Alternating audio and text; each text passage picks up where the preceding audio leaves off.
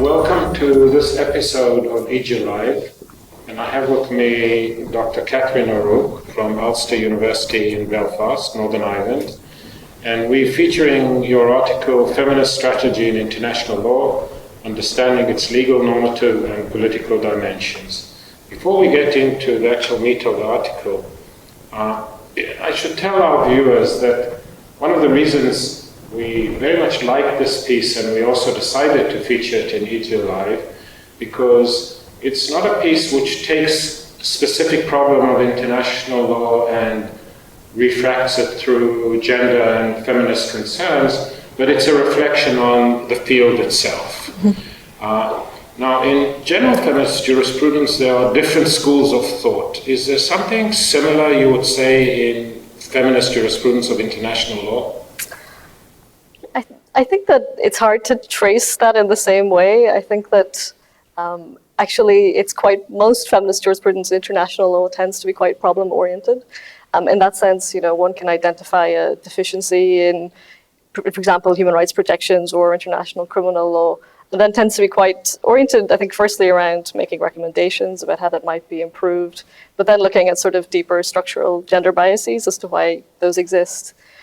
And that's where I think international feminist jurisprudence came from initially and remains, I think, quite motivated around that. And that's been useful and productive in informing activism, as my piece speaks to. It's been useful in influencing change in international law. I do think it may have contributed to something of a silo of feminist jurisprudence in the sense of like-minded people speaking to one another, and perhaps not enough speaking to the mainstream of the discipline. Because that was exactly going to be my second question.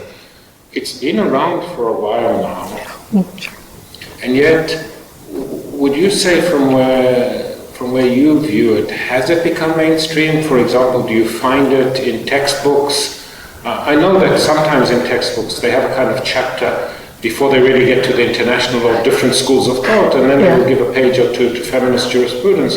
But the book from which I teach, it then disappears. And you don't find it in any of the kind of expository chapters of international law. What's your take or experience in that respect? Yeah, well, I think you've characterized that, absolutely correctly. There's a sense in which I think feminism is understood as a school of thought within international law, but one that doesn't need to be referred to by other schools of thought, and that becomes particularly apparent in sort of mainstream international law texts that don't really feel the need to cite the work and to really think about the theoretical and legal implications of the work.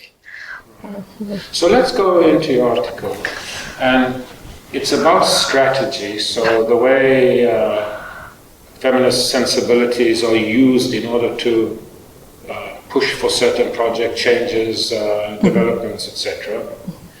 And the kind of two trichotomies, there's legal, normative and political dimension, that's one. And then you also talk about three different approaches or three different strategies. So tell us kind of how the two trichotomies and how they combine. Sure. So, so theoretically, I've attempted to draw out these different understandings of international law from feminist scholarship and activists, which is the idea that we create a set of legal obligations with which states must comply. Alternatively, really, that international law is principally about values, so we attempt to project feminist values through international law. And then thirdly, that really international law is an outcome of sort of political balance of power, and one attempts to then sort of avail of those dynamics. And then at the sort of empirical level, through my interviews, I looked at this activism that engages international law by feminists at different sites. Who were you interviewing? Sure. So I spoke to local activists in Northern Ireland, first of all. So these are small women's organisations in Belfast and around Northern Ireland who really fascinatingly, I think, appeal to international law in order to advance their campaigns, and in particular, Security Council Resolution 1325 on women, peace and security. And if we think about how the Security Council operates, there is something sort of intriguing about the idea that the International Women's Day March in Belfast on March 8th women are carrying placards saying implement Resolution 1325, right? There's something really intriguing about that, which is what I sort of attempted to investigate really through the article, which is what is so appealing about certain instruments of international law to local activists who in many respects are quite disempowered actually, and yet see some power through the resolution. I also spoke then to activists who also engage on Resolution 1325 at a more transnational, more strategic sort of international level. And then I spoke to some feminists, identified feminists within international organizations, different parts of the UN principally. And then, so I interrupted you, but you were about to say, so you were speaking to these activists and...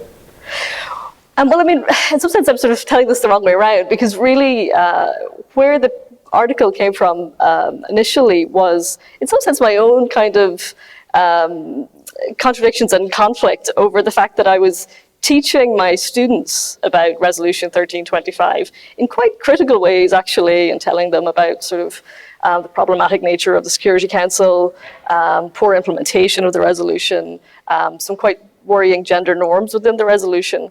But I was then leaving my classroom and going to sort of local feminist meetings and talking to activists about how they might use the resolution to advance their work. And so the article really was an attempt to reflect on that in the sense of what did it mean for me as a scholar of international law in understanding the doctrinal deficiencies of the resolution, but also as a feminist activist in a place affected by conflict who wanted to improve gender equality. So it's really out of that question the article came. And was there anything that sort of, when you said as a scholar you wanted to see if you got some insight on doctrine, etc., did anything shift? That you came into the process thinking one thing and you came out thinking another thing? I think I'm certainly much clearer that I think I have a better understanding of why as an international lawyer, one might be concerned about, I think in particular, the idea of the Security Council as a norm leader in gender equality. I have a much better handle on that than I would have had. But I also think I have a much more humble understanding of international law when it comes to the women I spoke to, particularly the local activists. Because for most of them, although they knew the resolution, it was very clear most of them hadn't read it, okay? But it was, they hadn't read it. They hadn't read the text of the resolution. It was pretty clear in most of my interviews, although they knew about the resolution. But it was also really clear that it didn't matter. It really didn't matter that they hadn't read it, because it was useful, it was empowering for them within their organizations, it was empowering for them in talking to their constituencies that some part of the United Nations had said, yeah, actually women should be involved in peacemaking and peace building, and we affirmed this through this resolution. And as regard to different strategies, so you observed what these various organizations, NGOs, etc. were doing, but when you step back, can you conceptualize what would be more promising or less promising strategies to advance the feminist agenda within international law? Well, again, I think this is one thing I did try to pull out in the article. So I think for women's organizations in Northern Ireland, I think there are questions as to if 1325 is really the most effective tool to achieve the objectives they're looking for, that there's likely domestic instruments that might be more useful to them. But when I think about that as an international legal scholar who also does work, for UN Women and others, then I think about the Security Council resolution in a different way. There I think about, well, perhaps we could be using it better to engage with how the Security Council exercises its Chapter 7 powers, right? And what the article very humbly, I think, tries to do is to sort of say, well, actually, all of these things have value, right? But you just need to, but a more deliberate reflection on sort of what is your position and your objective might be useful. So when you talk about legal and norm, you distinguish between the legal and the normative. That calls for some explanation, kind of working out. Yeah, it does. And I mean, it's always with some trepidation. I use the term normative because to different disciplines it carries different meanings. And the way I talk about it in the article really... You know that for continental lawyers, when you say normative, it means exactly the opposite to the way it's understood in English. In English, it's more moral. Right. In continental legal thinking, normative means norm-based. So yeah. They actually it would be legal and normative, they would say that's the same thing. thing. Yeah, So, but let's go back. So the normative way we understand it in the usual usage of English. Yeah, and again, I mean, I drew quite a lot here on feminist scholarship in international relations, where they talk about sort of norm transfer and how certain norms will diffuse through the international community. And really, when we look at criticism, much international feminist scholarship in international law is quite critical around the gender norms that are implicit in international law. And that was what I was trying to sort of get at when I talk about international law as normative. So there's a set of values that it articulates, and some of those are positive from a feminist perspective, and some of those are more regressive and negative. And can you give us examples? Yeah, sure. Well, again, I mean, the Security Council resolution I talk about in the piece is often spoken about critically in these terms as having some very sort of protective stereotypes of women. So the idea that the role of the Security Council is to protect women in conflict in ways that essentializes women as sort of passive, as exclusively victims, this sort of thing. So those sorts of gender norms that are implicit within the resolution. So damsel in distress, and the Security Council comes on a... Yeah, exactly. Right, which is problematic in all sorts of ways. So that's a key line of sort of feminist critique in international law, and that was why I felt it was worth drawing out from, making that quite distinct from actual, legal deficiencies in the resolution. So whether the legal status of the resolution and those questions. What was quite intriguing to me, if I were thinking of local feminist concerns, it wouldn't be the kind of issues of 1325 that would come immediately to my mind as dovetailing with that. Okay. And can you say something about that? Sure. Well, I think it probably depends on your local a little bit, right? But I suppose in Northern Ireland, peacekeeping, etc., it's more understandable. Yes. So this is a real issue. I think for like in any movement, there's disagreement over sort of objectives, but there is, I think, a good degree of agreement amongst women's organizations that whatever is going on, that they would wish to be part of the decision making, right? And they would like to see women in more influential positions. So that call to sort of participation and inclusion is very powerful, and it is really, it's embodied in the Resolution 1325, which is why in the face of political exclusion, it tends to be invoked quite a lot by local women's organizations. I was, while recognizing some certain symbolism, I was quite cynical about it, because the totally disgraceful and dishonest way in which the United Nations dealt with all those incidents of sexual abuse. I mean, it's there's no word but disgraceful. So Absolutely. It seemed to me almost that this was a kind of fig leaf Absolutely. For inaction where something really could and should have been done. Did that filter through? Was that part of the... So it didn't, part of this maybe, when I conducted the interviews, it was really, I think, before, we had probably the most shocking revelations around sexual exploitation and abuse. But certainly, I would say as an international lawyer, to look at the sort of extraordinary power of the Security Council, and yet the Security Council says it can't actually do anything effective on this issue, I think it is quite compelling. Because no less shocking than the actual sexual abuse, or all the subterfuges and escapism. I read the European Union report on that, and it was a masterpiece of sort of walking between the raindrops and not coming out with a real robust thing. And then I understood, when I interviewed some of the people involved, that there were delicate issues about the role of France and absolutely.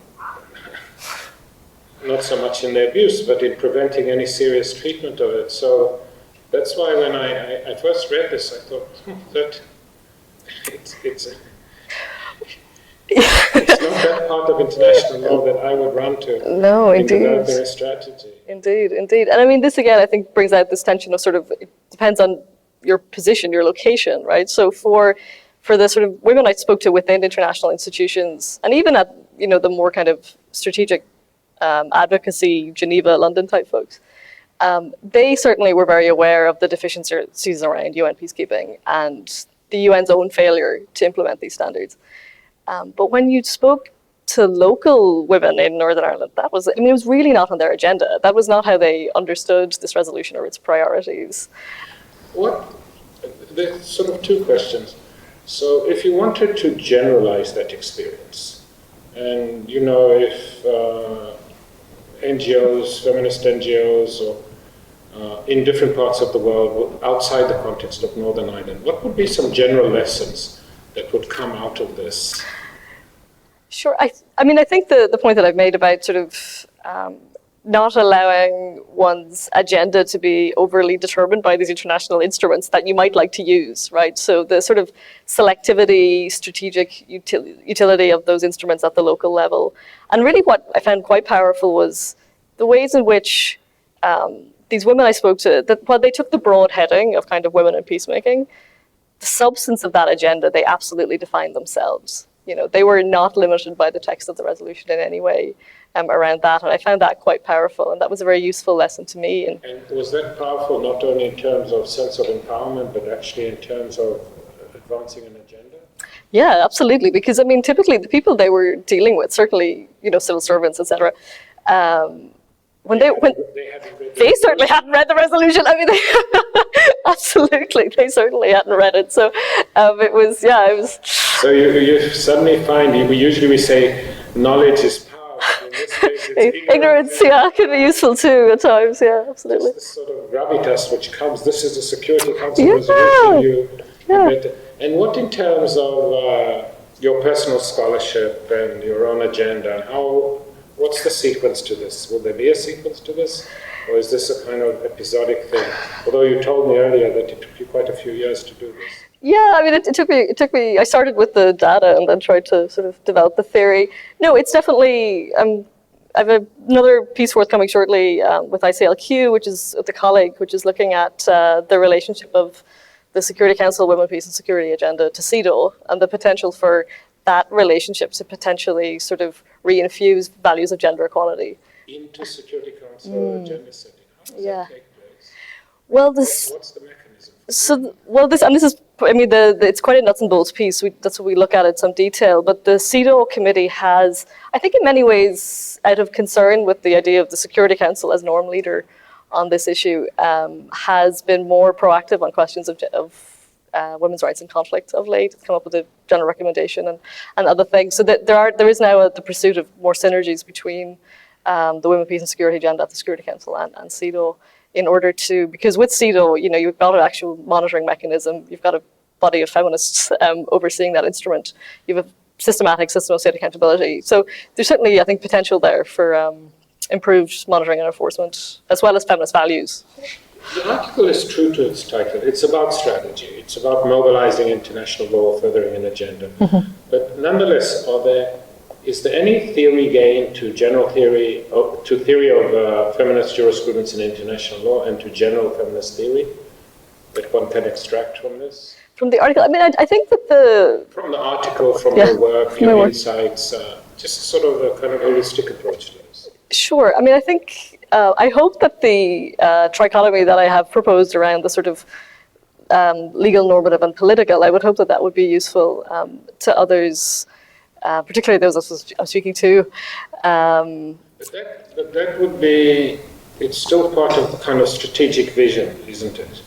But in terms of just theorizing the sort of interface between feminist sensibilities, feminist jurisprudence and international law, is there a net theory game that we conceptualize things maybe a bit differently, or we see things in a different way? In other words, if we move a little bit out of the world of praxis, does anything come to mind? Did you have any theory gained from this yourself? Well, I mean, I think there's a few. I think that the notion of strategy that I've advanced here is potentially sort of helpful. Perfect. Yeah. Of course, we can theorize strategy, and that's the great force of your article. But in terms of the sort of meta theory. And well, I mean, again, I would hope that the trichotomy I've offered is sort of theoretically quite useful to how we think about international law, and would be useful, I think, to those outside of feminist theory as well. in trying to understand the relationship between scholarship and practice and those things. I can't resist asking the following question. Because like you, I also teach international law. How do you bring this into your international legal teaching? Apart from a specific class on this, how do you introduce feminist consideration into your general course on international law? I do probably quite a lot around international lawmaking. I think around those sorts of processes, around who's included and excluded, hierarchies of sources, gender hierarchies within those sort of hierarchies of sources. The students really like it in my experience, actually. And when you get to the substantive parts, kind of subject, state responsibility, and then even material parts, I don't know, law of the sea, armed conflict, international humanitarian law very easily lends itself to feminist take. But what about the sort of less obvious stuff? I'm really picking your brains because reading this, talking to you, thinking about it, I realized that I'm also remiss. The way I teach it, I do it in the general part, here's the feminist jurisprudence, but then it somehow gets left out of my teaching. Occasionally it comes up. In international humanitarian law, it does come out quite forcefully. Yes, absolutely. But I don't think the word feminist or feminism comes up when I talk about, say, state responsibility, which in some ways is the kind of heart and lungs of the system.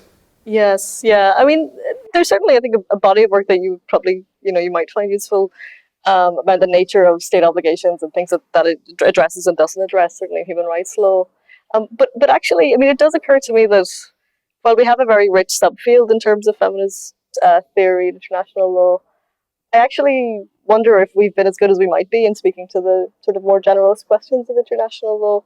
And I was struck by this lately in work I've been doing around fragmentation, that when I'm looking for feminist theory on sources of law, that sort of thing, I go back to Chinkin and Charlesworth, either Chinkin and Charlesworth or Chinkin or Charlesworth individually, and but not much else, actually. So little has been written on those questions that I think we, other than those kind of key contributions, that I do wonder a bit if we perhaps siloed ourselves a little bit in the conversations that we have. Of course, yes, no, absolutely. Yeah.